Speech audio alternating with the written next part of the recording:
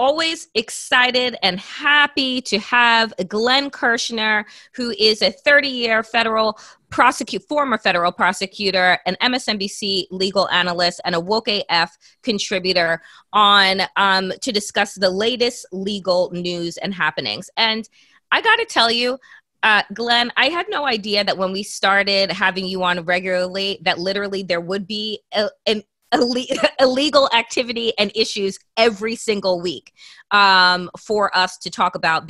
We're not for a lack of conversation. Today, I want to start off with what is going down on Twitter with Donald Trump, mail-in ballots, finally for the first time being flagged for his misleading comments.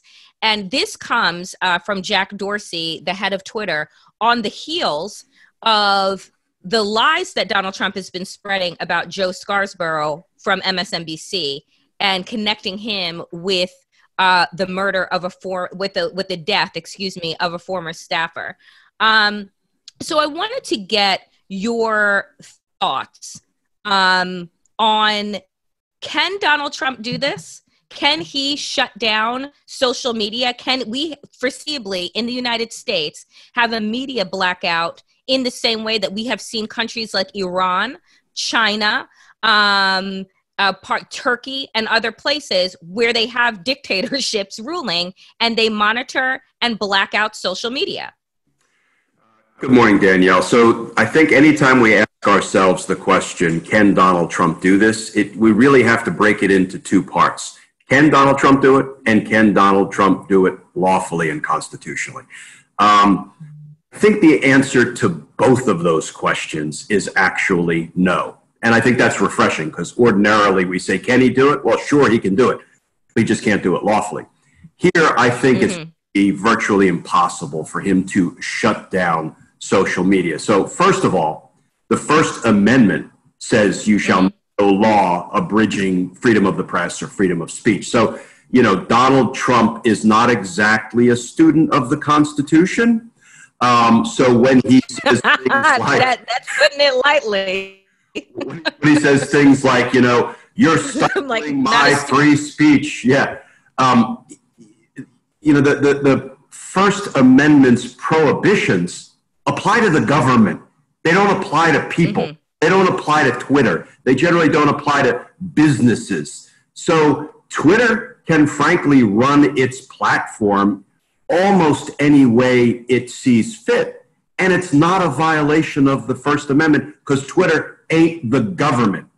Only government is prohibited from making any law that abridges freedom of speech, freedom of the press. So Donald Trump obviously has it ass backwards. Can he shut down social media? I think it would be very, very difficult, logistically, never mind legally, for him to shut down social media. And he certainly can't do it lawfully. So this is, I continue to say that I have faith in our judiciary and the state of our judiciary is strong. I know Mitch McConnell has done everything in his power to degrade the quality of our judiciary by cramming unqualified judges down America's throats on, simple majority party line votes. But I still have faith in our judiciary because if a suit was brought by a news organization or a social media platform in the event Donald Trump tried to shut it down, I think even the worst, most unqualified, hyper-conservative Federalist Society judges couldn't possibly find a way, try though they might, to support Donald Trump's efforts to shut down the news, the media. So let me ask you this, because the claim that he is making, right? And this is not new, because other conservatives have said this. And, I feel bad even referring to Donald Trump and these folks as conservatives because I don't think that they are.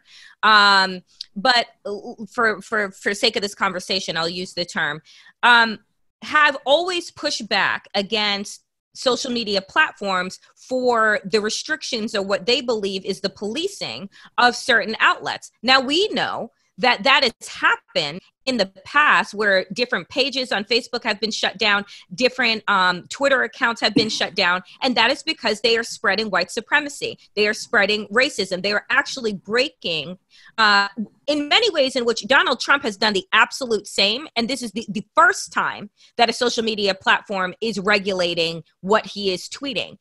But is there a case there, like Donald Trump is trying to make, where he is saying they are discriminating against conservative right-wing platforms in favor of more liberal speech? Is there grounds there?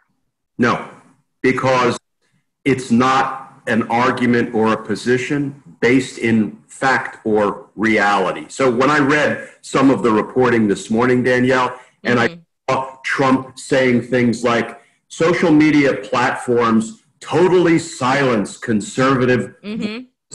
First of all, if that was true, I probably wouldn't get all the hate tweets and hate posts and death threats. Correct. Literally, that I get when I just say things like, hey, folks, as a former career prosecutor, can I lay out why Donald Trump's conduct constitutes manslaughter? That is not a political analysis. That is a straight factual legal analysis. And frankly, I'm not a political person. I never have been. I'm a law and order person.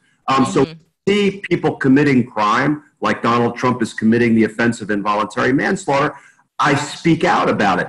And to say that somehow the social media platforms, particularly the Twitters and the Facebooks, are discriminating against conservatives. Heck, they're the ones who helped get Donald Trump elected in 2016 by letting Russian propaganda saturate and run wild on social media platforms. Bob Mueller, in his investigation, documented how social media helped get Donald Trump elected courtesy of Russian interference. So, it's not a legally sound argument by Donald Trump. It's not a factually sound argument. It's not based in reality. And then to finish up on the reporting that I was reading, when Donald Trump says, we saw that they attempted to do this, social media attempted to stifle conservative voices, and they failed in 2016. We can't let it happen again. You know what? He ought to be looking at social media as his best